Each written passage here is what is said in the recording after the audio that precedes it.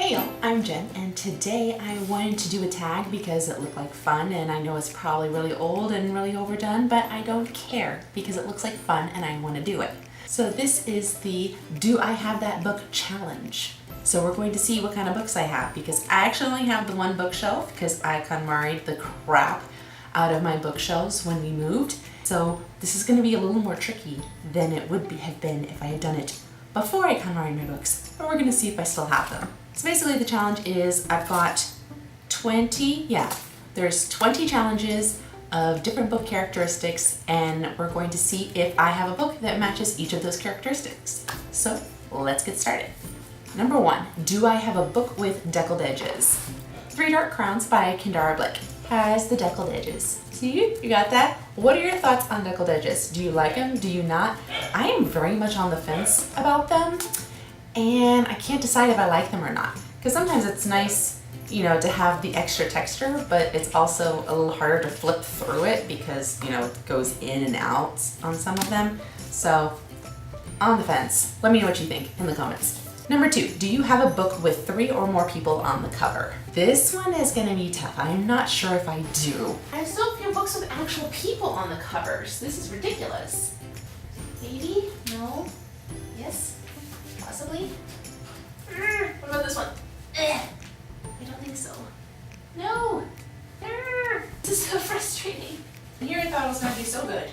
Okay, I'm gonna cheat a little, and I kind of think that this one has 3 people on the covers. Oh, it doesn't have 3 people. It has 3 characters though, because Furthermore by Tahara Mafi. And there's 2 people and a fox. And I count foxes. I think they count because foxes are awesome. So I'm gonna say this one, yes. Number 3, do you have a book based on another fictional story? I am almost positive that I have that. Hold on one second. Yes! Yes, I do. Brightly Burning by Alexa Dunn. It is Jane Eyre in space. So, fictional book based on another fictional book. Woo! Number 4, a book title that is 10 letters long. This seems like it would be simple. And no. 1, 2, 3, 4, 5, 6, 8, no. Oh, dang it. Really? 4, 5, 6, 7, 8, 9. Ha! 10 letters. Mockingjay by Suzanne Collins. That was surprisingly hard. I don't know why. But yeah, I got one. Woo! Number 5, a book title that starts and ends with the same letter. Okay. No. 6 of Crows by Leigh Bardugo. Starts with an S, ends with an S, and it's awesome. Number 6 is, do you have a Mass Market Paperback book? I actually have several. So I have George Orwell's 1984 and Animal Farm in Mass Market. And I have Ray Bradbury's Fahrenheit 451. So all of my super depressing ones, apparently I get Mass Market Paperback.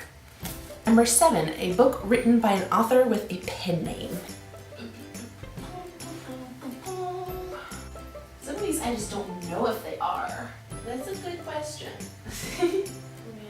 No. Okay, I do know She Laughs in Pink by Jessica Calla. That is her pen name. So there we go. Number 8, do you have a book with the character's name in the title?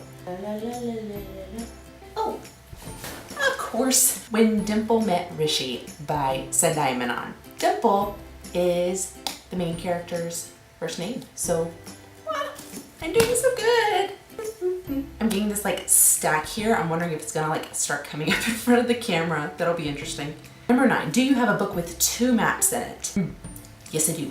Cricket Kingdom by Leigh Bardugo has 2 maps. First, all of like the whole place, and then Ketterdam map. So 2 maps. And I was afraid that I was gonna have to reuse some of these books, so hopefully I don't have to. I'm still gonna try and do that. Number 10, do you have a book that has been turned into a TV show? Turned to a TV show. Oh, Pride and Prejudice by Jane Austen. That was turned into a BBC miniseries, so that counts as a TV show, right? Number 11, do you have a book that was written by someone who was originally famous for something else other than writing? So like a celebrity or athlete or whomever. I do have one. Francesca Ramsey's Well, That Escalated Quickly. She was originally a YouTuber and activist extraordinaire, and this is her book. Number 12, do you have a book with a clock on the cover?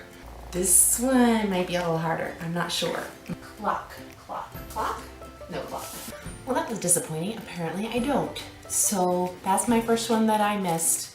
Number 12, I don't have a book with a clock on the cover. Number 13, do I have a poetry book? I have a couple. I have Mary Oliver's West Wind, and I have the complete poems of Emily Dickinson, which I bought in college because I was studying music composition, and Emily Dickinson's poetry is really easy to set to music because it is so rhythmic. Number 14, do you have a book with an award stamp on it? I know I have books that have had awards on them, but I bought like the first edition, so it doesn't have the sticker on it, but let me see. Yes, I do. Every Heart a Doorway by Shauna Maguire. It's got the Hugo and Nebula award winner sticker thing. So, number 15, do you have a book that was written by an author that has the same initials as you? Ooh, that's gonna be interesting to find. Man, there's really not a lot of people with last names that start with an A. Again, no dice. Plenty of J author first names, but nobody with an A last name. I don't know. That's strike 2 for me. Number 16, do you have a book of short stories? And I absolutely know that I do. And that is A Tyranny of Petticoats, which was edited by Jessica Spotswood. It's got a whole bunch of different short stories in here, and I haven't read it yet, but it was given to me as a gift, and it sounds fantastic, so I'm all on board. Number 17, do you have a book that is between 500 and 510 pages long? Which is so very specific. Let's see how this goes. All right, so I found one. It is King's Cage by Victoria Aveyard. It has 507 pages. So right there, I got it. That one took me way too long to find. I checked almost like half of the books on my shelves. Number 18, do you have a book that has been turned into a movie? I'm just gonna direct you to this shelf here with all the Harry Potter books because I'm not gonna bring all those over here. But yeah, all of those were turned into movies plus a whole bunch more. So yeah, I got this one. Number 19, do you have a graphic novel? I do, but it's in my husband's office because I was lending it to him because I was reading it and it was not really my thing, which don't come at me. I'm just not a graphic novel person. I'm sorry, that's just how it is. But it was monstrous. It was beautiful art. It was just not really my sort of thing, but if you like graphic novels, 1, awesome. 2, if you have recommendations, maybe I'm just picking really bad ones or something, I don't know. But leave down in the comments some ideas for good graphic novels because I would like to enjoy them, I just haven't so far.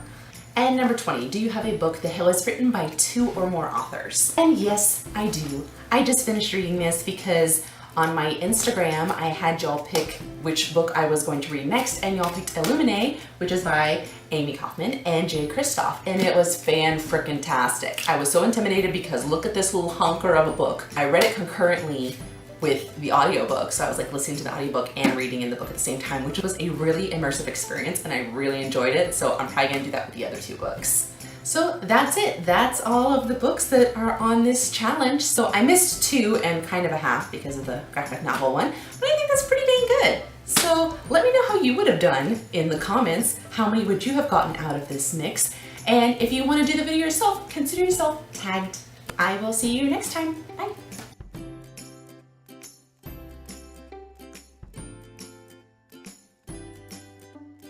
Three Dark Crowns by it's got the Hugo